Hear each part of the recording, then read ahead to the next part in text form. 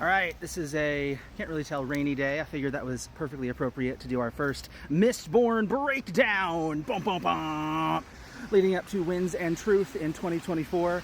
This is going to contain spoilers for the first couple chapters of Mistborn, the Final Empire, as well as the rest of the Mistborn trilogy. So if you've not read all that, please go away.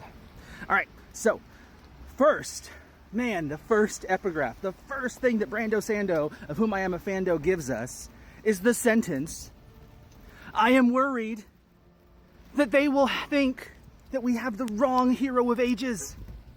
What? That's literally the whole book, is that they think that Rashik is the hero of ages. And it's Alendi, they think they're reading, I love it. Alendi is writing, worried that people are wrong about him being the hero of ages. And the whole book, our characters are going to be wrong about Alendi being the hero of ages, because it's actually Rashik, quote unquote, who is at least the person who went to the Well of Ascension, right? Obviously, we all know that Sazed, the goat, is in fact the actual hero of ages. And again, that brings me to the second part of that epigraph.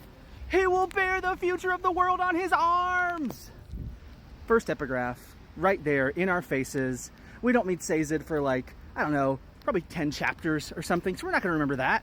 We're not going to remember that there's a future of the world on your arms, and here's a dude that has the history of the world on his arms, and nobody's going to remember that. And if you do, cool. I wish I was like you. I'm starting to get there, I think. But another cool thing into that first chapter is we have Reen voice already coming in to Vin's head, right? And we know that some of those words are going to be actual ruin, which, I mean, goodness gracious, Reen, ruin. And what's the first thing that Reen's voice says? Unless you're alone, someone will betray you. What happened to Ruin? He got betrayed by Preservation, by Laris. Oh my gosh. So you've already got that being foreshadowed as well. The themes of betrayal obviously are huge in Mistborn, but continuing on into that true cosmic betrayal that happens to him. And then the last thing that I'm going to pull out is that the first use of allomancy we see from Vin is soothing emotions, and she'll go on to use that primarily as her way to control Kandra and Kolos.